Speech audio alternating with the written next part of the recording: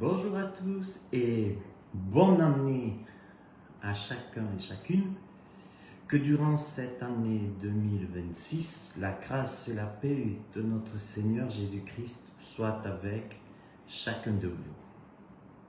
Alors je voudrais commencer cette année par un témoignage personnel. Et pour cela, je vais lire le psaume 139 au verset 16. Quand je n'étais qu'une masse informe, tes yeux me voyaient. Et sur ton livre étaient tous inscrits les jours qui m'étaient destinés, avant qu'aucun d'eux n'existe. Ce verset dit exactement que Dieu connaît tous nos jours avant même notre naissance. Nous nous souhaitons une bonne année et combien je souhaite pour chacun de nous une merveilleuse année. Et ce que je sais, qu'on soit croyant ou pas croyant, on ne sait pas quand on est né, on ne sait pas quand on va partir, mais ce que nous savons, c'est que, en tout cas, Dieu connaît tous nos jours avant même notre naissance. J'aimerais aussi nous dire que nous ne sommes ni un hasard, ni une erreur, ni un retard. L'homme peut créer un corps, mais il ne peut pas créer une âme et un esprit. Frères et sœurs, comme vous le savez, on démarre une nouvelle année et il y a un moment ou des moments dans notre vie qui marquent un avant et un après. Des périodes. Il y eut un soir, il y eut un matin. Des périodes, un avant, un après. Il est des rendez-vous que seul Dieu peut écrire. Même lorsque le temps semble avoir effacé. Dieu connaît les choses en avance. Et nous, ce que nous demandons, c'est que sa volonté soit faite sur la terre comme au ciel et dans chacune de nos vies.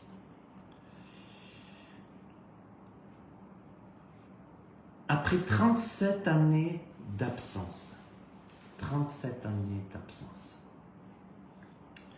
ce qui semblait perdu a été retrouvé. Ce qui semblait brisé a été relevé. Ce qui semblait impossible est devenu réel. J'ai retrouvé mon Père. Après 37 années de recherche, j'ai retrouvé mon Père. Je le redis, ce qui semblait perdu a été retrouvé. Ce qui semblait brisé a été relevé. Ce qui semblait impossible est devenu réel. Ainsi,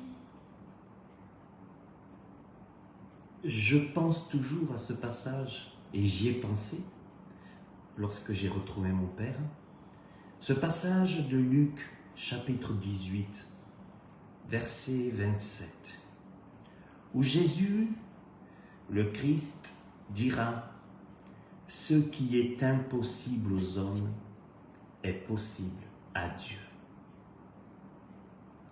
Ce qui est impossible aux hommes est possible à Dieu. Nous avons tous des impossibilités. Nous sommes tous limités. Mais la foi à l'action, en l'action, nous dit et nous confirme que ce qui est impossible aux hommes est possible à Dieu. Aussi, faut-il le vouloir? Faut-il faire partie de ces violents? Le Christ a dit que ce sont les violents qui s'emparent du royaume de Dieu, pas des violents qui tuent au nom de Dieu avec une épée, mais des violents dans la foi, des violents dans la prière, des violents dans la pensée prophétique de Dieu. Vous savez, là où l'homme atteint sa limite, là où tout semble bloqué, fini ou perdu, c'est là que quand l'homme s'aperçoit qu'il est limité, que Dieu peut agir. Et Dieu est le Dieu des miracles. Je me rappelle de ce passage du prophète Élie, qui, malgré avoir vu à maintes reprises la puissante main de Dieu agir, à un moment donné, a demandé à Dieu la mort. Il n'en pouvait plus, il était à bout physiquement, à bout psychiquement et à bout spirituellement. Mais voilà que quand on ne peut plus, quand l'homme, dans ses limites, ne peut plus agir, Dieu regarde ses enfants.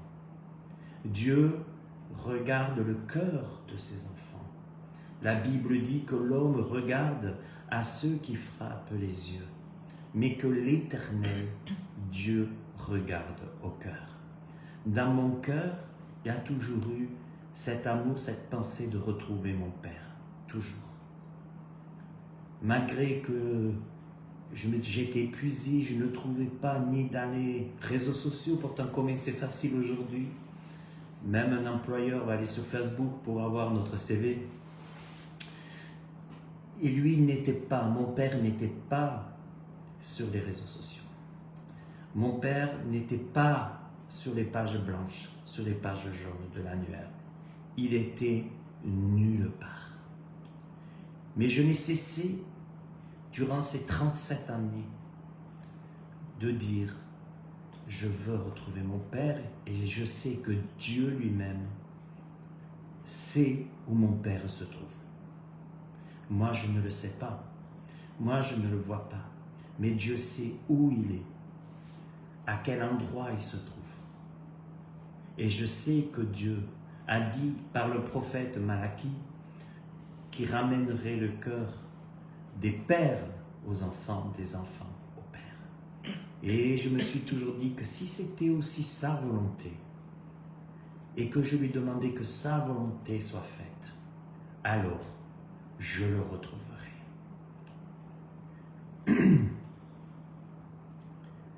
J'aime beaucoup cette parole de notre Seigneur qui a dit « Voici, je fais une chose nouvelle. » Elle est sur le point d'arriver. On se demande souvent, mais qu'est-ce qui va arriver cette année? Qu'est-ce qui va bien pouvoir se passer? Dieu a ses plans, Satan a ses plans, et je préfère être sous la main et la protection de Dieu et sous la volonté de Dieu que celle du prince de ce monde qui est Satan. Et je reprends cette parole. Voici, dira Dieu, je fais une chose nouvelle, elle est sur le point d'arriver. Ne la reconnaîtrez-vous pas? Ésaïe, chapitre 43, verset 19. C'est vrai que lorsque Dieu, par le prophète Ésaïe, a annoncé la naissance du Christ, Ésaïe, Qui aurait pu croire? C'était écrit, mais qui aurait pu croire? Vous savez, Jésus a dit, à quoi sert-il à un homme de gagner le monde s'il venait à perdre son âme? Pourquoi pas chaque jour demander à Dieu que ta volonté soit faite? L'homme n'est qu'un souffle, l'homme n'est que poussière, et il retournera à la poussière. Mais mon âme et mon esprit retournent à Dieu qui l'a donné. Et moi, ma prière, c'est que la volonté de Dieu soit faite dans ma vie. Pas la mienne, au niveau charnel, pas celle du diable, pas celle de mon voisin ou de ma voisine, mais celle de Dieu. C'est pas que les ennuis ne vont pas m'arriver, mais en me plaçant sous la protection du Très-Haut, en me plaçant sous la bonne main de mon Seigneur et lui demandant, mais que ta volonté soit faite. Tu es le Dieu des miracles. Si tu veux que je retrouve mon Père, je retrouverai mon Père. Si tu veux que je fasse ça ou ça, si tu veux qu'il en soit ainsi. Je sais que tu vas me demander des efforts. Tu vas me demander aussi de mon côté de me lancer à la recherche. Mais tu me dis que tu es avec moi et je sais que tu es capable. Vous savez, trop de chrétiens pensent que Dieu est un Dieu qui donne tout sans que nous n'ayons rien à faire. Nous sommes dans une génération où l'apôtre Paul dira que dans les derniers temps, les enfants seront rebelles aux parents, les hommes seront égoïstes, fanfarons, hautains, aimant le plaisir plus que Dieu. On a envie du tout de suite aujourd'hui. Et Dieu n'est pas un Dieu qui dit « reste tranquille, je vais faire tout ce que tu veux ». Dieu ne marche pas dans notre égoïsme. Mais Dieu a les meilleures solutions pour nous. Bien plus que nous, ce que nous pensons être bon pour nous, lui, il sait ce qu'il a prévu pour nous. Vous savez, qu'est-ce qui m'a fait durer toujours dans la foi de la recherche de mon Père? Qu'est-ce qui m'a poussé de continuer à rechercher malgré les impossibilités? C'est aussi ce passage dans Hébreux chapitre 11, verset 1, où il est écrit que la foi est l'assurance des choses que l'on espère et une démonstration de celles qu'on ne voit pas. La foi, c'est l'assurance des choses qu'on espère. Qu'est-ce qu'on espère? Alors là aussi, nous pouvons espérer des choses pour nous au niveau égoïste et autres. Mais la Bible dit que si nous espérons, si nous cherchons premièrement ce que Dieu veut, sa réponse, et que nous cherchons avec la foi jusqu'à la réponse, la Bible dit que c'est la foi. Et Dieu a dit à Abraham, comme il le dira à Moïse, il nous le dit à tous, que le juste, le juste vivra par sa foi. Par sa foi. Alors quand vous vivez par la foi, les gens ne peuvent pas comprendre autour de vous. Ils disent même, vous êtes fous. Et je pense entre autres à l'association que nous avions mise en place en Suisse avec mon épouse. Nous avions la foi que Dieu pouvait faire de grandes choses. Et nous avons vu Dieu agir. Et quand sa volonté a été de finir, ça s'est fini. Mais, mes amis, je voudrais aussi nous dire que Dieu est le Dieu des retrouvailles. Vous connaissez certainement ce passage biblique, vous en avez entendu parler, du fils prodigue. Un père a deux fils. il a un aîné qui reste toujours avec lui. Il reste toujours dans la maison. Il est fidèle à son père, il est bien, il est béni.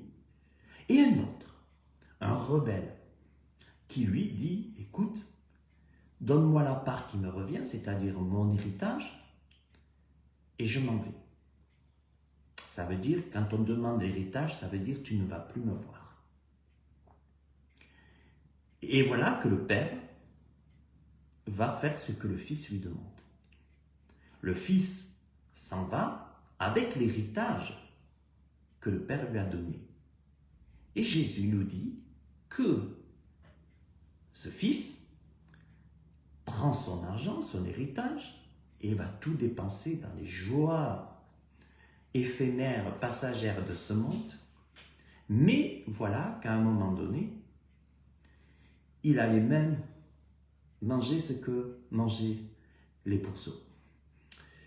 Et il s'est dit dans son cœur, voilà que vient pour lui un moment de réflexion, certainement un moment de repentance, parce que ce n'était pas intéressé, parce que la Bible dit qu'il est revenu à lui-même.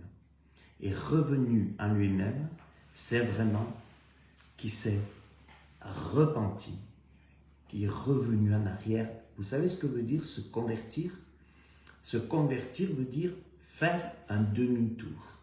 Quand Jésus a dit « convertissez-vous », Jésus a voulu dire « faites un demi-tour par rapport à la façon dont vous avez l'habitude de vivre, puisque maintenant je suis votre Dieu, vous me faites confiance et on va marcher ensemble par mon esprit. » Voilà que ce fils prodigue rentre à la maison et il est dit que son père l'attend sur la porte, au devant de la porte. Et le fils était d'une façon, dans une attitude de repentance, d'être meurtri et de dire « Père, pardonne-moi, parce que j'ai péché. » Il s'est aperçu.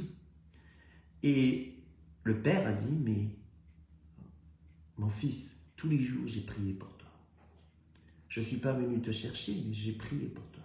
Et rentre, viens, et qu'on lui donne les plus beaux habits pour un repas de fête. Parce que mon fils est revenu. Dieu est le Dieu des retrouvailles, mes amis. Mais voilà que le fils aîné ne comprenait pas. Lui, il a pris son héritage. Moi, père, j'étais avec toi tous les jours.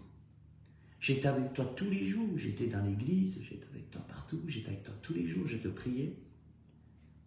Mais voilà que maintenant, mon frère arrive, tu le prends, il est rétabli.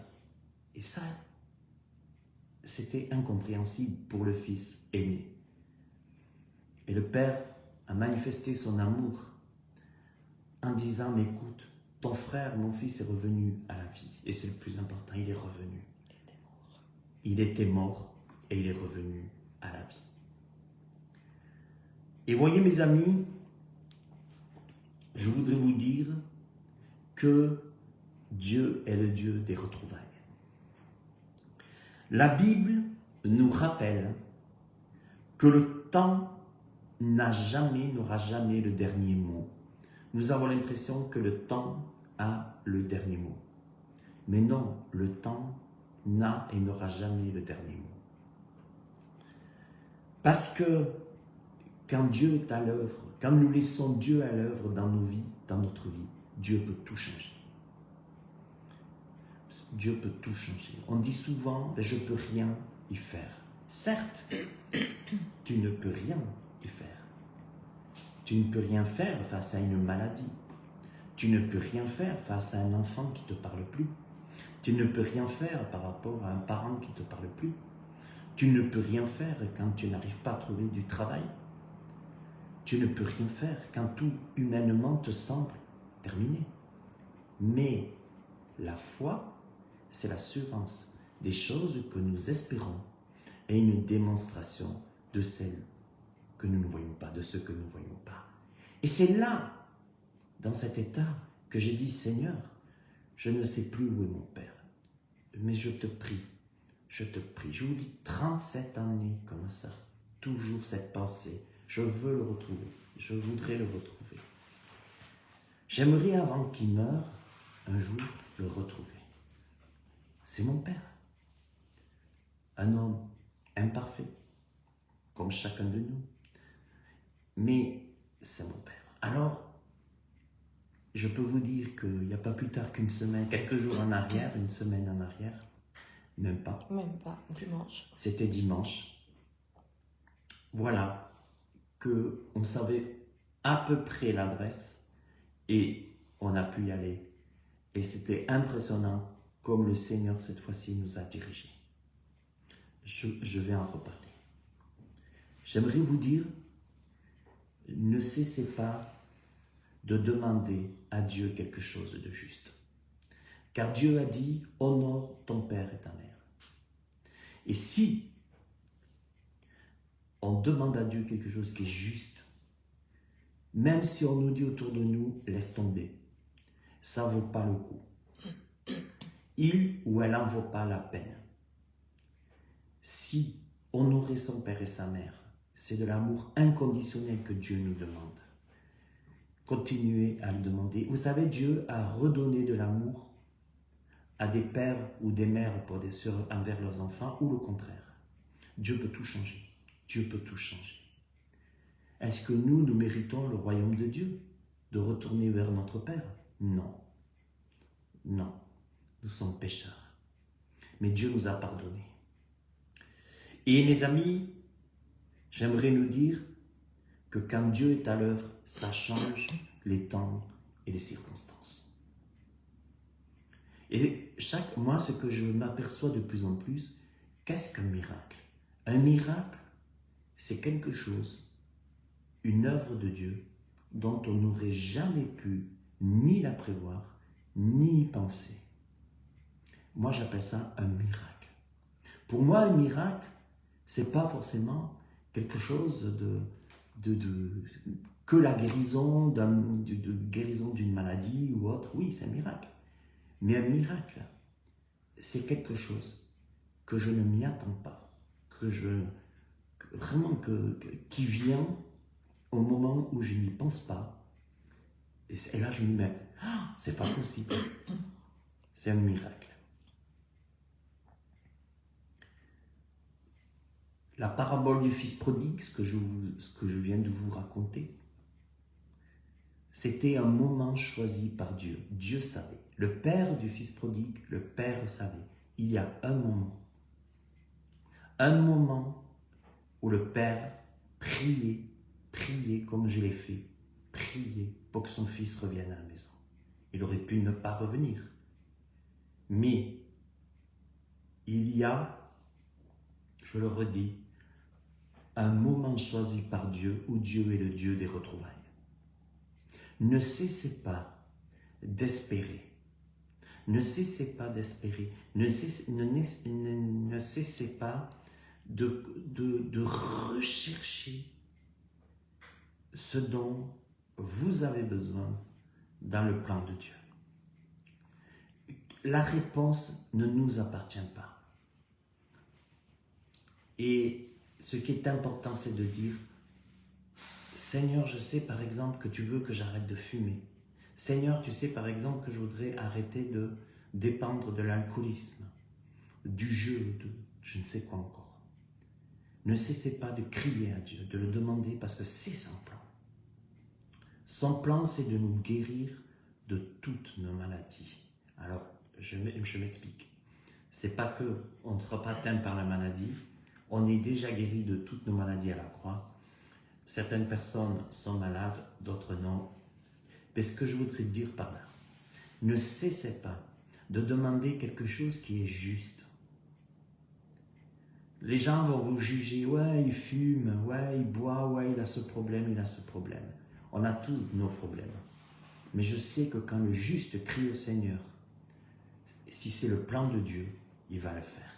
Mais ça dépendra aussi de notre foi, de notre volonté et des obstacles, de notre persévérance.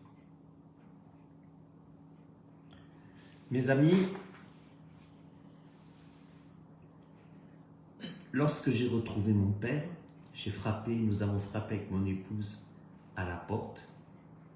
À ce sujet, je voudrais remercier mon oncle et ma tante. Je voudrais remercier tous ceux et celles qui ont participé, qui ont œuvré pour que je puisse retrouver mon père. Je veux vraiment vous remercier parce que Dieu vous a utilisé et vous avez répondu. Et quand maintenant il nous a ouvert la porte de chez lui, tout d'un coup, je le vois, il me voit, il nous voit. Et ce jour-là, impressionnant, il n'y avait plus de reproches. J'aurais pu penser de dire, mais t'as vu ce que tu nous as fait, t'as vu ce que tu as fait, t'as vu, tu nous as abandonnés, ceci, cela. J'avais un tas de reproches. J'avais un tas de reproches. Mais quand je l'ai vu, ce jour-là, il y a 5 jours en arrière, il n'y avait plus de reproches. Et je ne peux pas vous dire pourquoi. Je ne peux pas vous dire, c'était surnaturel. Et ça me fait penser à l'évangile. Jésus a payé tout le prix, tous nos péchés sont tombés sur lui.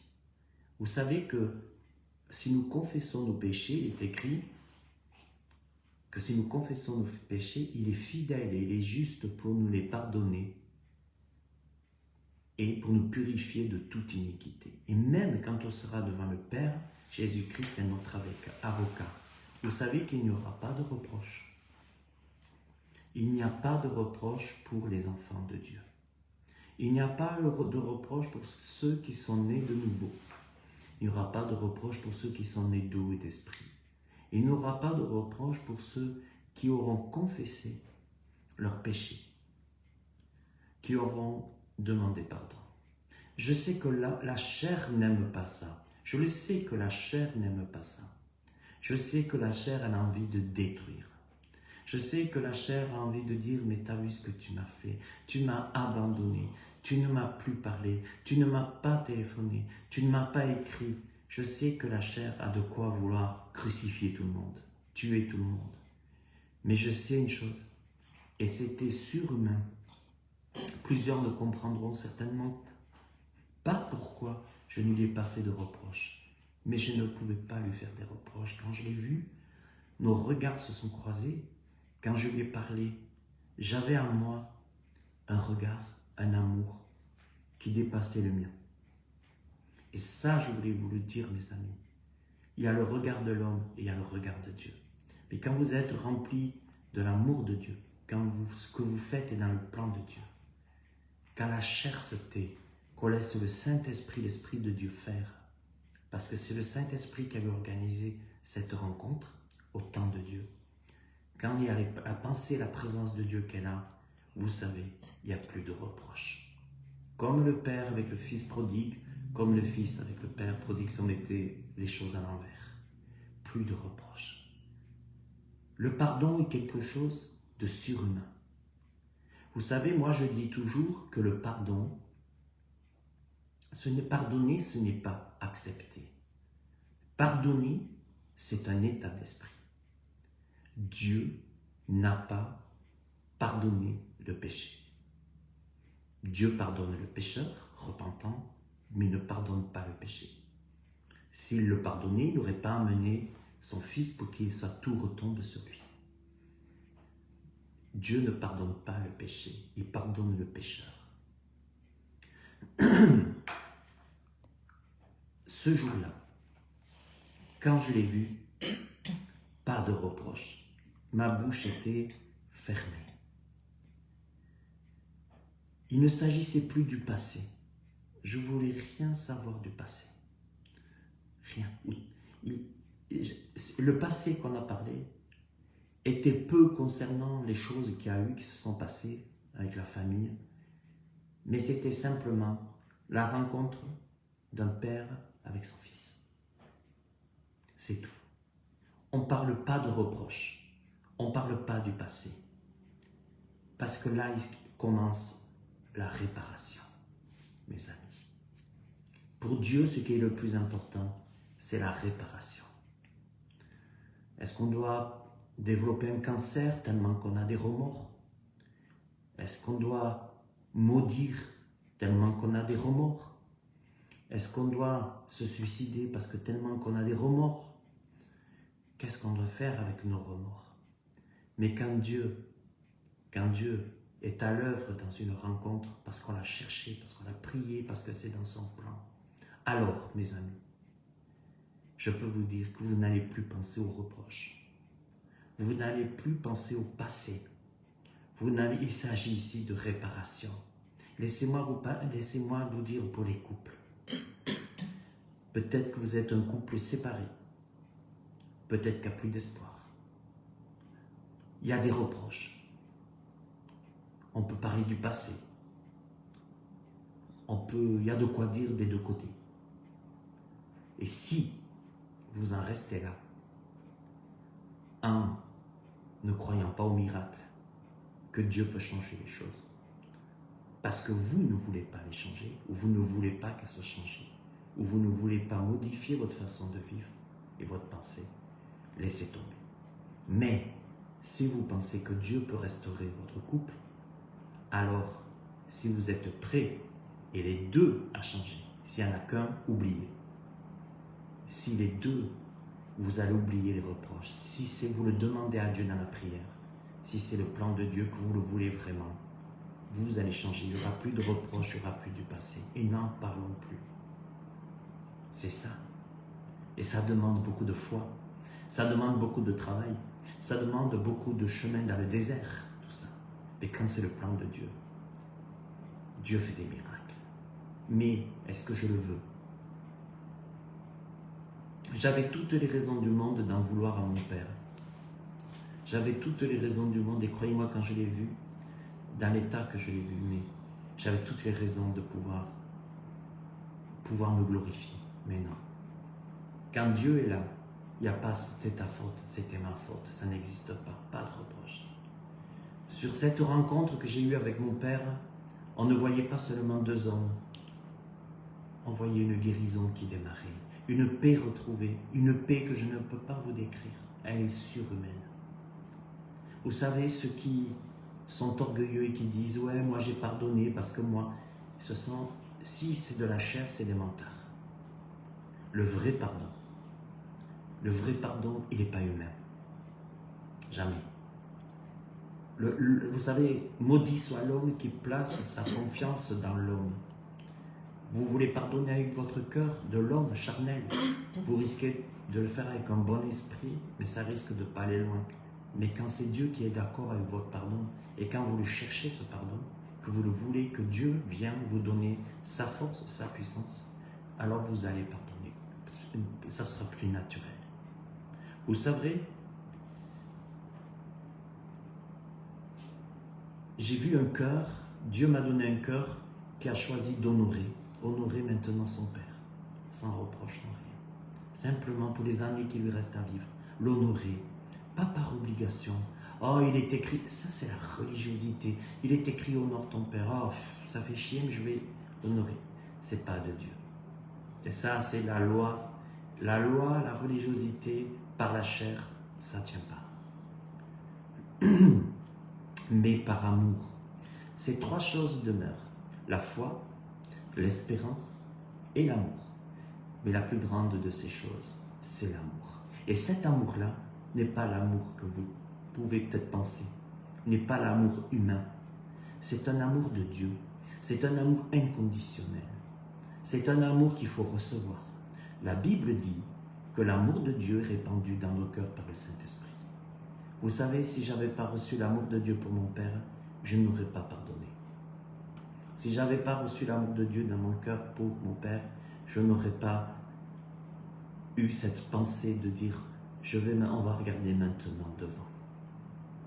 Mes amis, il faut demander à Dieu qu'il nous donne son amour pour notre conjoint. On s'est séparés. Donne-moi ton amour pour lui, pour que je puisse changer.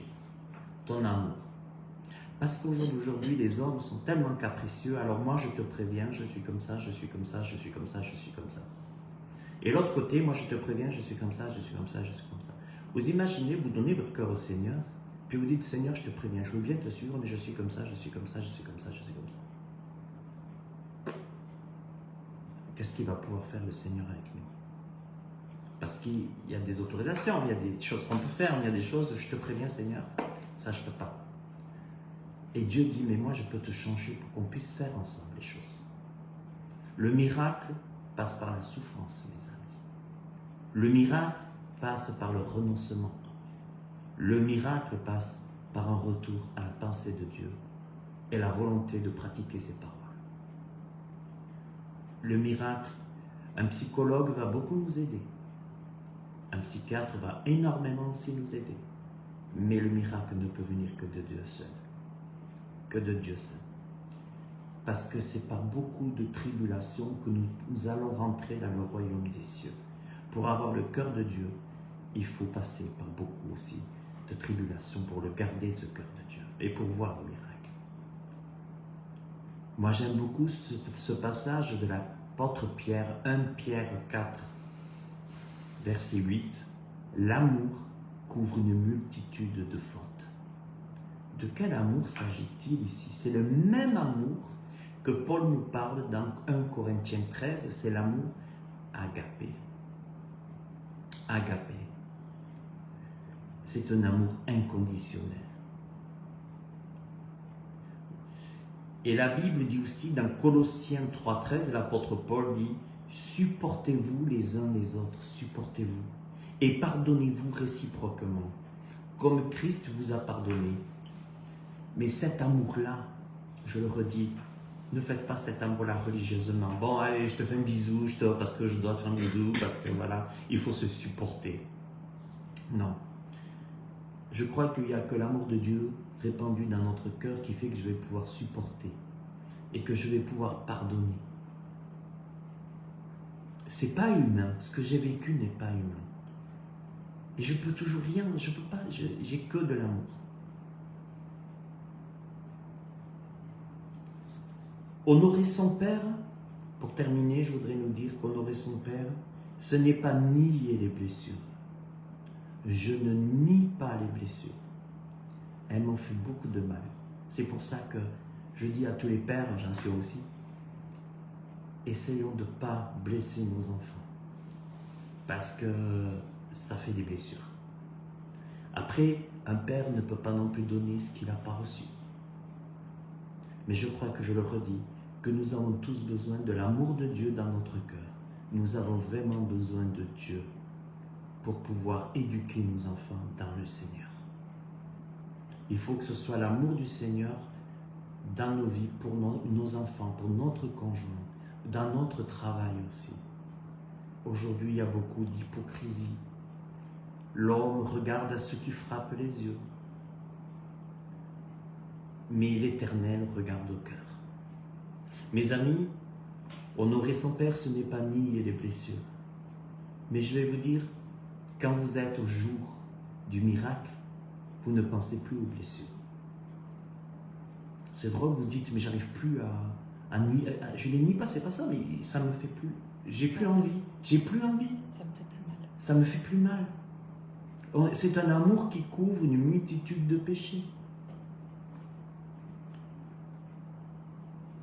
Vous savez, honorer son Père, c'est décider que l'amour sera plus fort que l'absence.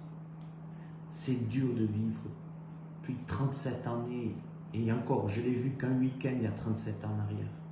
Mon père était parti, il nous avait abandonnés quand j'avais 4 ans. Je l'ai vu, j'avais 20 ans, je l'ai vu un week-end, juste un week-end. Et après, 37 ans après, ben voilà. Mais après, je ne l'ai plus revu. Mais j'ai attendu 37 ans, et voilà, que le hasard de Dieu a fait qu'on a pu le retrouver. Mes amis, l'amour est plus fort que l'absence, et choisissons toujours plus la vie que l'amertume. L'amertume, non seulement nous fait beaucoup de mal à nous, non seulement nous détruit beaucoup, et nous détruira encore. Je crois qu'il y a aussi, on parle beaucoup du réchauffement climatique, pour de la nourriture, de la malbouffe, du stress, je suis d'accord. Ça cause des dégâts. Mais je crois aussi que bien des maladies sont présentes à cause de l'amertume. Mais je vais vous dire, mes amis, vous ne pourrez pas enlever vous-même votre amertume. Je vous le dis. Parce que si j'avais pas vécu, il vous faut un miracle comme moi. Il vous faut une intervention divine. Il vous faut une intervention de Dieu. Il vous faut recevoir de Dieu le pouvoir de faire. Mais je peux vous dire que vous pouvez donner tous les médicaments que vous voulez. Vous pouvez prendre tous les médicaments que vous voulez. Peut-être que vous serez shooté à un moment où vous n'aurez pas d'amertume parce que vous serez trop shooté. Mais à un moment donné, elle va revenir. Et aujourd'hui, on a essayé le matérialisme dans ce monde pour calmer. Et ça ne marche pas. L'amertume est toujours bien présente, très présente. Les guerres, partout.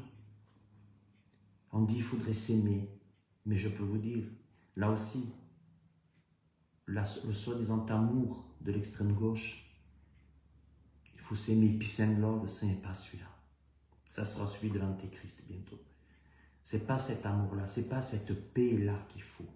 Cet amour qui délivre de l'amertume, qui pourrait nous faire aimer les uns les autres, c'est simplement l'amour de Dieu dans notre cœur. Les hommes disent paix, paix. Quelle paix? La paix qui nous arrange. Si tu ne penses pas comme moi, je ne suis pas en paix. Non, ce n'est pas la paix du Seigneur. Je peux vous dire que je n'ai plus d'amertume pour mon Père. Et je ne peux pas venir, je ne peux pas vous donner le mode d'emploi, parce que je ne sais même pas comment la délivrance s'est faite, le jour où je l'ai vu, où je l'ai revu. Voilà. Et vous savez, ça me fait penser à cet aveugle. Vous connaissez peut-être l'histoire de l'aveugle. Un aveugle né qui va vers Jésus. Et Jésus le voit, et Jésus va le guérir. Cet aveugle est guéri. Et voilà que cet aveugle, après, guéri, automatiquement, il continue à vivre sa vie. Il continue à vivre sa vie. Et voilà que des religieux, comment ça se fait? Tu étais aveugle, qu'est-ce qu'il y a? Ils essayaient même que cet aveugle qui était guéri puisse mettre Jésus contre. Trouver des raisons pour condamner Jésus, que ces religieux puissent condamner Jésus. Ils essayaient, les religieux. Mais moi, ce que j'aime beaucoup, c'est la réponse de cet aveugle guéri. Écoutez, vous me bassinez, vous me dites, dis-nous, je ne sais pas. Je sais une chose, il a dit. J'étais aveugle et maintenant je vois. C'est tout ce que je peux vous dire. Et je crois que quand Dieu fait un miracle, on n'a pas besoin d'aller expliquer le miracle. On n'a pas besoin d'aller monter sur des estrades pour dire j'ai vécu un miracle. Non, on n'est pas dans ça. On n'est pas dans ça. D'ailleurs, quand vient le miracle du Seigneur, on ne peut pas l'expliquer. Je ne peux pas vous expliquer. Je ne peux pas. Je n'ai pas quoi. Je sais une chose. J'étais à la recherche de mon père, je ne le voyais plus, j'avais de l'amertume, je croyais que c'était foutu. Et maintenant je vois, je l'ai vu, j'ai retrouvé mon père. C'est tout. Et je n'ai plus d'amertume, j'ai pas de tout ça, je ne sais pas. C'est l'œuvre de Dieu, la réponse à la foi après 37 années de recherche, mes amis. 37 années. Et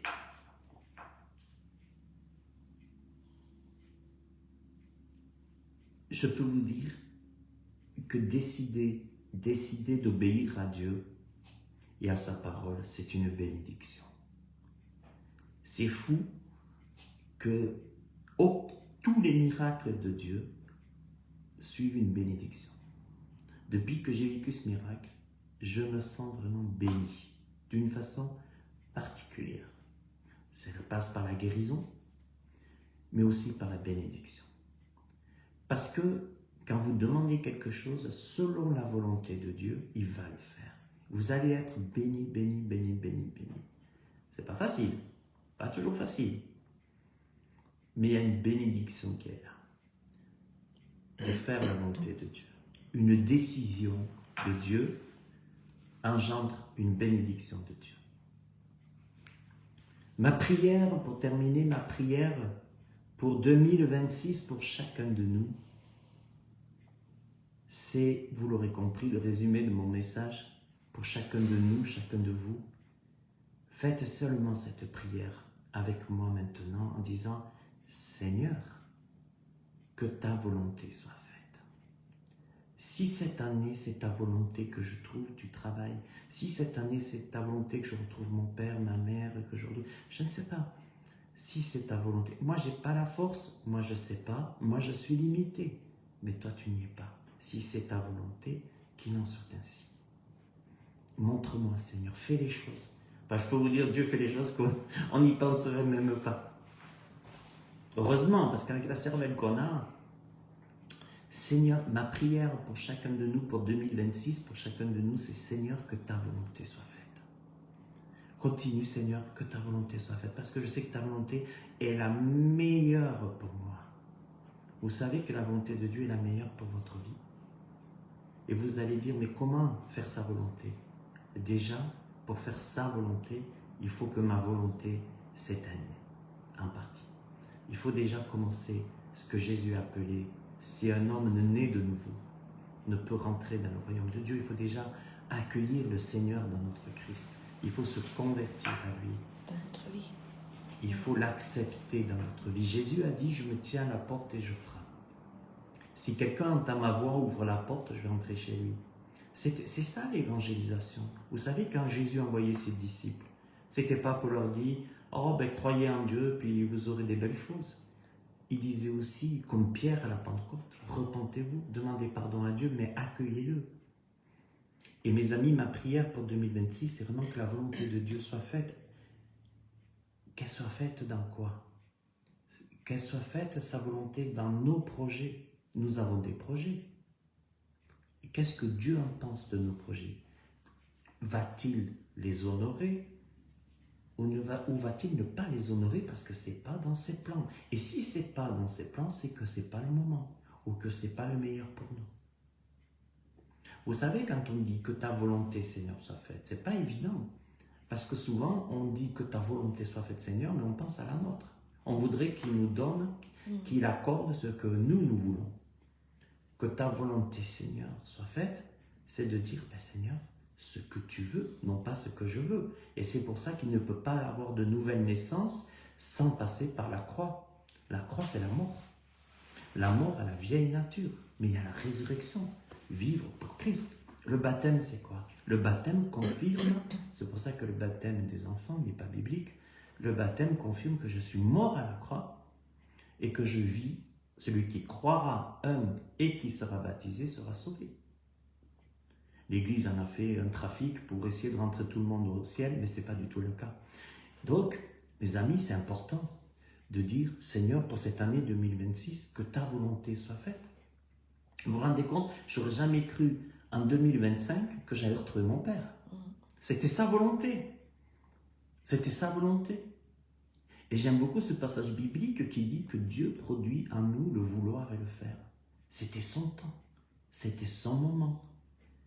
Et vous savez, bien souvent, on veut tellement tout de suite. Eh ben, on est des enfants capricieux quand même. Hein? On veut tellement tout de suite. J'exige. Je veux. On n'aime pas attendre. Hein? Ah. Et pourtant, il y a un temps où Dieu nous donnera le vouloir et le faire parce qu'il aura vu notre cœur, il dit c'est le moment. Dans mes projets, que je puisse avoir du discernement, que ta volonté soit faite. Le discernement, c'est très important. Dans nos choix, que ta volonté soit faite, Seigneur, dans nos choix, qu'elle soit sagesse et courage. Dans nos silences aussi, que ta volonté soit faite. Et qu'elle soit la paix, écoute et confiance. Que cette nouvelle année nous apprenne, mes amis, mes frères et sœurs, à avancer sans crainte. Oui, cette année, et je l'ai dit il n'y a pas longtemps dans un autre enseignement, je crois que cette année va être très difficile au niveau politique, guerre, etc.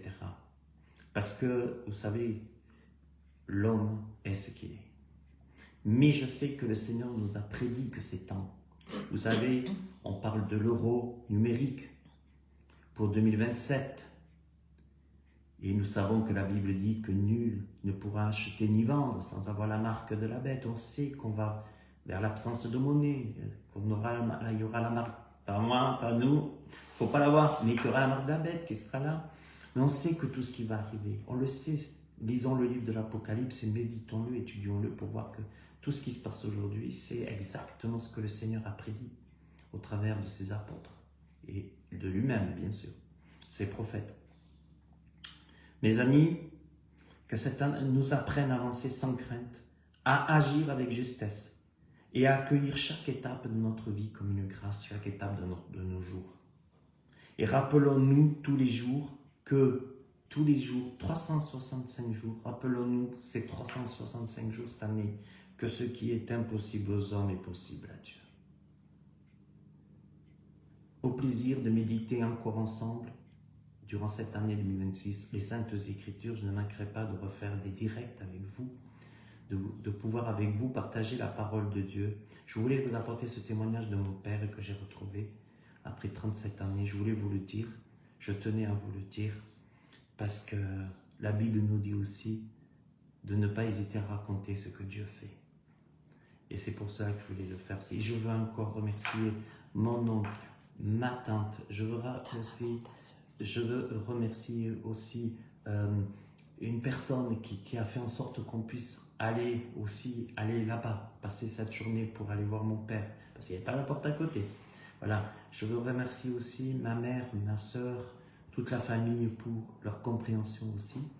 Et je sais que rien n'est facile, mais quand c'est le plan de Dieu, on peut dire Amen. Mes amis, que Dieu vous bénisse tous, que la grâce et la paix de notre Seigneur Jésus-Christ soient avec chacun de vous, et au plaisir à très bientôt pour une méditation biblique.